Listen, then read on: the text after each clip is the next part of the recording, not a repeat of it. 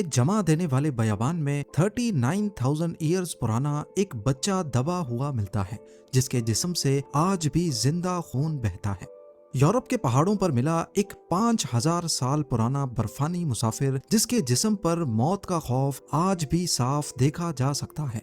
और आर्कटिक की खौफनाक बर्फ में दफन वो डूबे हुए तारीखी जहाज, जिन्हें ढूंढने के लिए अगर कुछ काम आया तो सदियों पुरानी कहानियां। हम जिसे सिर्फ एक जमी हुई सफेद बर्फ समझते हैं, वो दरअसल दुनिया का सबसे बड़ा और मिस्टीरियस कोल्ड स्टोरेज है। जब ये ग्लेशियर्स पिघलते हैं तो सिर्फ पानी नहीं निकलता, बल्कि उनके अंदर से निकलता है अरबों डॉलर्स का खजाना, सदियों पुरानी मौत की दास्तानें और ऐसे राज जो हिस्ट्री को पूरी तरह हिला कर रख देते हैं। जेम टीवी की वीडियोस में एक बार फिर से खुशामदीद। नाजरीन, साल 2013 में एक फ्रेंच हाइकर एल्प्स और वेस्टर्न यूरोप के सबसे ऊंचे पहाड़ माउंट ब्लैक के ग्लेशियर पर हाइकिंग कर रहा था। अचानक उसकी नजर बर्फ में फंसी एक लोहे की बोतल पर पड़ी। पहले तो उसे ये देखकर हैरानी हुई कि उस डब्बे पर मेड इन इंडिया लिखा हुआ था। जब उसने उस डब्बे को खोला तो उसके होश उड़ गए, क्योंकि उसके अंदर तकरीबन 100 से ज्यादा इंतहाई कीमती और रंगीन पत्थर मौजूद थे, जिनमें सफायर्स, एमरल्ड्स और रूबीज शामिल थे। जब इसकी मजीद तहकीक की गई तो पता चला कि ये कीमती पत्थर दरअसल इंडियन एयरलाइंस फ्लाइट 101 में थे, जो 1966 में इस पहाड़ पर क्रैश हो गई थी।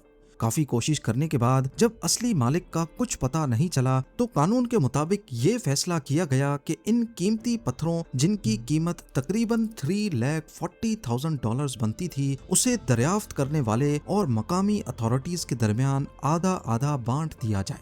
इस तरह उस पहाड़ चढ़ने वाले शख्स को तकरीबन $1,69,000 मिल गए। नंबर 9, जनवरी 1986, एंटार्क्टिका के जेम्स रॉस आइलैंड पर बर्फीली हवाएं चल रही थीं। दो अर्जेंटीन जियोलॉजिस्ट एडुआर्डो ओलिवेरो और रोबर्टो स्कासो बर्फ के इस सहरा में मिट्टी और चट्टानों के नमूने जमा कर रहे थे। उनका मकसद सिर्फ उस इलाके की जियोलॉजी को समझना था। एक दिन ओलिवेरो की नजर जमी हुई चट्टान के एक हिस्से पर पड़ी। वहां कुछ अजीब सा खुरदरा पत्थर बर्फ के अंदर से उभरा हुआ दिख रहा था। उन्होंने जब पास आकर ध्यान से देखा तो उनका दिल तेजी से धड़कने लगा। एक जियोलॉजिस्ट होने के नाते वो जान चुके थे कि ये कोई आम पत्थर नहीं, ये एक हड्डी थी, और वो भी बहुत पुरानी। लेकिन एंटार्क्टिका के इस सुनसान जजीरे पर इतनी भारी हड्डी किस चीज की हो सकती है? उन्होंने बहुत एहतियात से बर्फ और जमी हुई मिट्टी को खुरचना शुरू किया।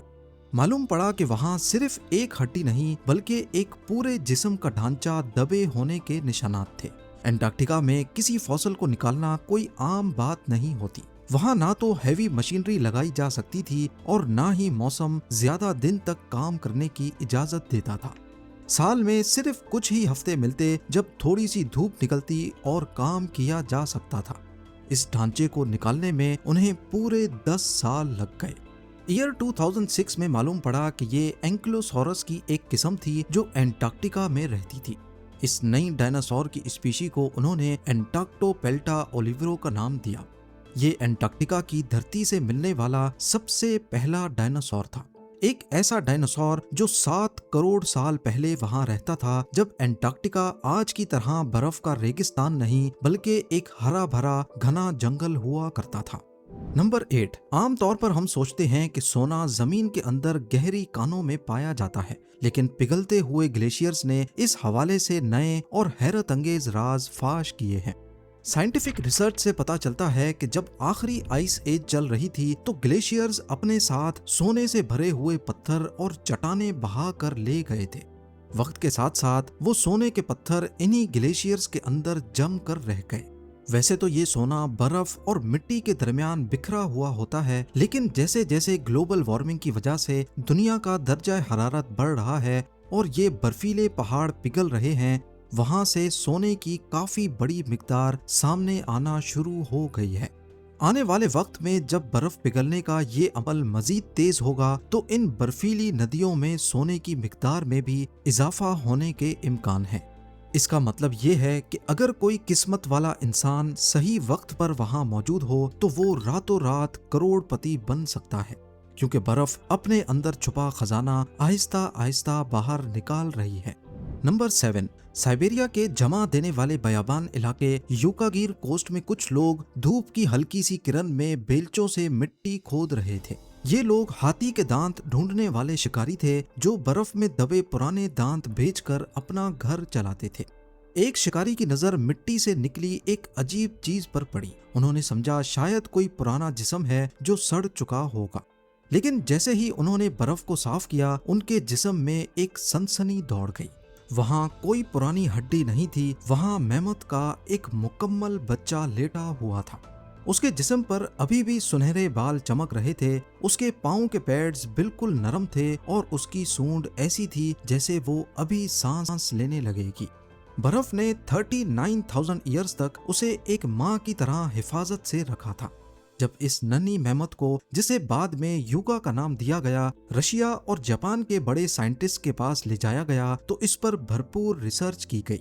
साइंटिस्ट ने जब उसके जिस्म की जांच की तो उन्हें सूखी हुई हड्डियां नहीं बल्कि बहता हुआ लाल खून मिला।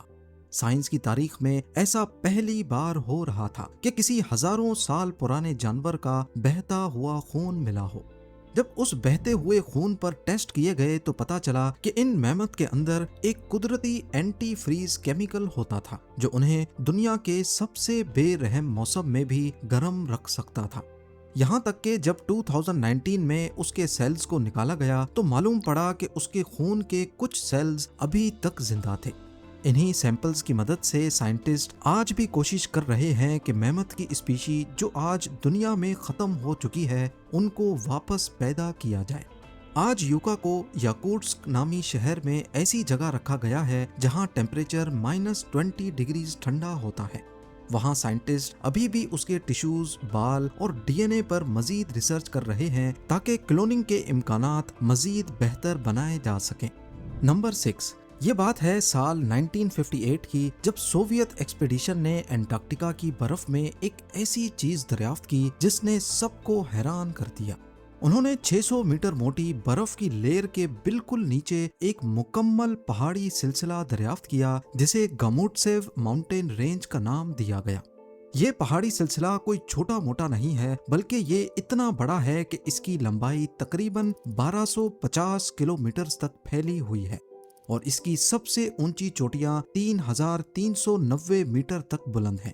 अगर हम इसका कंपैरिजन करें तो ये बर्फ के नीचे छुपा हुआ पहाड़ी सिलसिला यूरोप के मशहूर एल्प्स के पहाड़ों जितना ही बड़ा है। इसका वजूद दुनिया से इसलिए छुपा रहा क्योंकि ये इंतहाई गहरी बर्फ के नीचे दफन है। ये जगह इतनी मुश्किल और दुश्वार गुजार है कि आज के जदीद दौर में भी साइंसदान इस पहाड़ी सिलसिले की खसूसियात और इसकी बनावट के बारे में बहुत कम जानते हैं। नंबर 5, बर्फ और टिड्डे सुनने में एक साथ बिल्कुल अजीब लगते हैं, लेकिन अमेरिका की रियासत मोंटाना में बेयर टूथ माउंटेन्स के अंदर एक ऐसा ग्लेशियर है जिसे ग्रास हॉपर ग्लेशियर कहा जाता है। आमतौर पर ग्लेशियर्स सफेद होते हैं लेकिन इसका रंग ग्रेश है। इसकी वजह यह है कि इस बर्फ के अंदर करोड़ों की तादाद में टिड्डे जमे हुए हैं। अब सवाल ये पैदा होता है कि इतने सारे टिड्डे बर्फ में कैसे फंस गए। सबसे मशहूर थ्योरी ये है कि सदियों पहले इन टिड्डों का एक बहुत बड़ा झुंड रॉकी माउंटेन्स के ऊपर से गुजर रहा था कि अचानक एक खौफनाक बर्फानी तूफान ने उन्हें घेर लिया। बर्फ ने इन करोड़ों टिड्डों को वहीं जमा दिया और वक्त के साथ वो इस ग्लेशियर का हिस्सा बन गए। जब 1900s की दहाई की शुरुआत में जियोलॉजिस्ट जेपी किम्बॉल ने इसे दरियाफ्त किया तो उन्होंने कुछ सैंपल्स अमेरिकन एंटोमोलॉजी डिपार्टमेंट को भेज दिए। फिर 1914 में ये हैरत अंगेज इंकशाफ हुआ कि ये टिड्डे दरअसल रॉकी माउंटेन लोकस्ट्स हैं, जो कि एक ऐसी नस्ल है जो कई सदियों पहले ही दुनिया से खत्म हो चुकी थी। इनकी नस्ल इसलिए खत्म हुई क्योंकि वेस्ट अमेरिका में किसानों ने जमीन में हल चलाकर इनके अंडों को तबाह कर दिया था। माइग्रेशन के दौरान ये एक तूफान की लपेट में आ गए और उनकी नस्ल वहीं जम गई। नंबर 4, कनाडा की यूकॉन टेरिटरी अपने सोने के ज़खायर के लिए दुनिया भर में मशहूर है। जून 2022 की एक बरसाती दोपहर को ट्राविस मड्रे नाम का एक माइनर वहां सोने की तलाश में जमीन खोद रहा था। क्योंकि वो इलाका परमाफ्रॉस्ट यानी हमेशा जमी रहने वाली मिट्टी का है तो उसे वहां सख्त बर्फीली मिट्टी की एक दीवार को खोदना था मिली जिसकी छोटी छोटी टांगें थी। पहले उसने सोचा कि शायद ये किसी बफेलो का बच्चा है, लेकिन जब उसने गौर किया तो उस जानवर की एक सूंड भी थी। उसने फौरन अपने बॉस को बुलाया और काम रोक दिया गया। वहां के पैलियोंटोलॉजिस्ट ग्रैंट जजूला ने अपने 2 माहिरीन को भेजा, जिन्होंने तूफान आने से सिर्फ 1 घंटा पहले उस जानवर के बाकियात को वहां से निकाल लिया। ये एक मादा वूली ममोथ थी। तकरीबन 30,000 साल पहले जब वो सिर्फ 1 महीने की थी, दलदल में फंसकर मर गई थी। यूकॉन की टेरिटरी और मिट्टी ने इसके जिस्म, खाल, बाल और यहाँ तक के डीएनए को इस कदर महफूज रखा था कि ये नॉर्थ अमेरिका में मिलने वाला पहला और दुनिया का दूसरा मुकम्मल बेबी मामूथ बन गया। इसकी दरियाफ्त साइंस के लिए एक बहुत बड़ी कामयाबी मानी जाती है। नंबर 3, 15 जुलाई 1942 को वर्ल्ड वॉर 2 के दौरान P-38 लाइटनिंग फाइटर प्लेन्स और B-17 बॉम्बर्स का एक काफिला ग्रीनलैंड से गुजर रहा था। अचानक वो एक शदीद बर्फानी तूफान में फंस गए। जब आगे जाना नामुमकिन हो गया तो उन्होंने ग्रीनलैंड के पहाड़ों और ग्लेशियर्स पर इमरजेंसी लैंडिंग कर ली। खुशकिस्मती से सब क्रू मेंबर्स को 9 दिन बाद बचा लिया गया, लेकिन जहाज वहीं बर्फ में ही फंसे रह गए। वक्त के साथ वो जहाज बर्फ की लेयर्स के नीचे दब गए, जो तकरीबन 75 से 90 मीटर मोटी थी। 50 साल बाद 1992 में कुछ लोगों ने फैसला किया कि वो इन जहाजों में से एक को बर्फ से बाहर निकालेंगे। ये एक इंतहाई मुश्किल और महंगा काम था, जिसमें 11 साल का अरसा और $2 मिलियन का खर्चा आया। उन्होंने बर्फ को पिघालने के लिए गर्म पानी और बड़ी हीटिंग प्लेट्स का इस्तेमाल किया और जहाज तक पहुंचने के लिए बर्फ में एक गहरी सुरंग भी बनाई। फिर जहाज को छोटे हिस्सों में खोलकर ऊपर लाया गया। हैरानकुन तौर पर जहाज अंदर से बिल्कुल ठीक हालत में था, सिर्फ उसकी छत बर्फ के वजन से टूट चुकी थी। $50 लाख मजीद खर्च करने के बाद इस जहाज को, जिसे ग्लेशियर गर्ल कहते हैं, फिर से टर्न ऑन किया गया और 2002 में उसने दोबारा उड़ान भी भरी। 2007 में इस जहाज ने अपना वो अधूरा सफर मुकम्मल करने की कोशिश की जो उसने 1942 में शुरू किया था, लेकिन इंजन में थोड़ी खराबी की वजह से उसे सफर बीच में ही रोकना पड़ गया। नंबर 2, जब हम ममी का सोचते हैं तो जहन में इजिप्ट के फेरोज आते हैं, लेकिन 1991 में यूरोप के एल्प्स में एक ऐसी ममी मिली जिसने सबको हैरान कर दिया। 2 जर्मन टूरिस्ट ऑस्ट्रिया और इटली के बॉर्डर पर हाइक कर रहे थे जब उन्हें बर्फ में दबी हुई एक इंसानी लाश मिली। जब इस लाश को निकालकर यूनिवर्सिटी ऑफ इंसब्रुक में इसका बारीक बीनी से जायजा लिया गया तो पता चला कि ये कोई आम लाश नहीं बल्कि यूरोप की सबसे पुरानी ममी है। इस ममी का नाम ओट्जी रखा गया और ये तकरीबन 5000 साल पुरानी थी। जदीद तहकीक से ये बात सामने आई कि ओट्जी का ताल्लुक दरअसल उन किसानों से था जो एनातोलिया यानी आज के टर्की के इलाके से आए थे।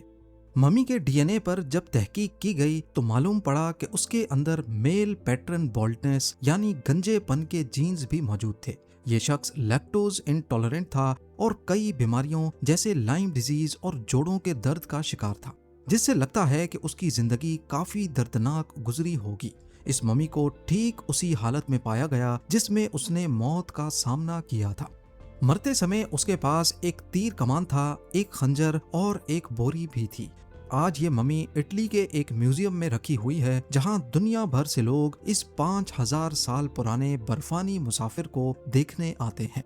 और अब नंबर 1, 1845 में सर जॉन फ्रैंकलिन नाम के एक मशहूर ब्रिटिश एक्सप्लोरर ने 2 बड़े और मजबूत जहाज HMS एरोबस और HMS टेरर के साथ एक अजीम और तारीखी सफर का आगाज किया।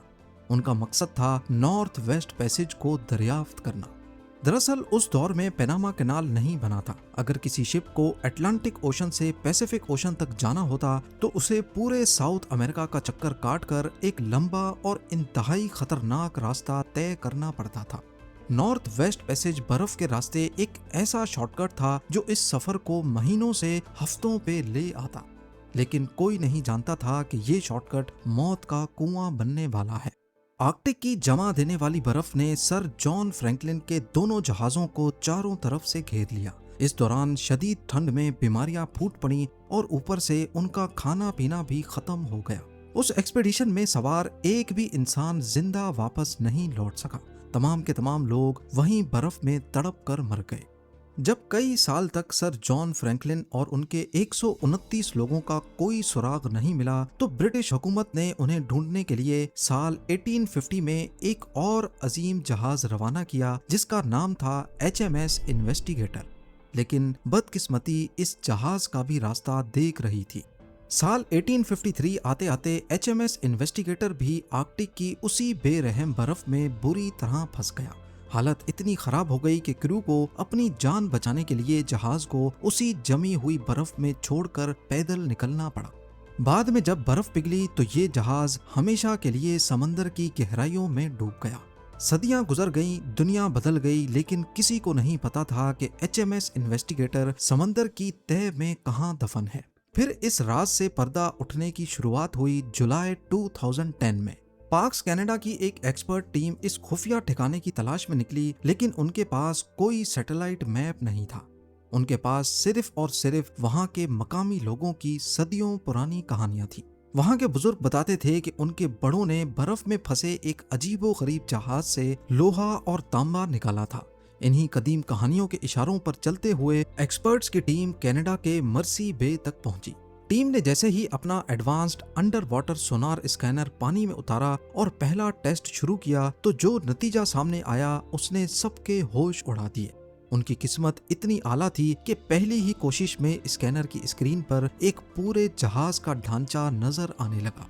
150 साल से गुमशुदा HMS इन्वेस्टिगेटर दरियाफ्त हो चुका था और हैरत की बात यह थी कि वो पानी के नीचे बिल्कुल सीधा और बेहतरीन हालत में खड़ा था।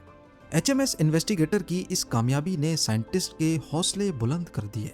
इन्हीं फुटप्रिंट्स को फॉलो करते करते उन्होंने 2014 में HMS एरोबस को ढूंढा और 2016 में आखिरकार HMS टेरर को भी समंदर की तह से दरियाफ्त कर लिया। उम्मीद है जेम टीवी की ये वीडियो भी आप लोग भरपूर लाइक और शेयर करेंगे। आप लोगों के प्यार भरे कमेंट्स का बेहद शुक्रिया। मिलते हैं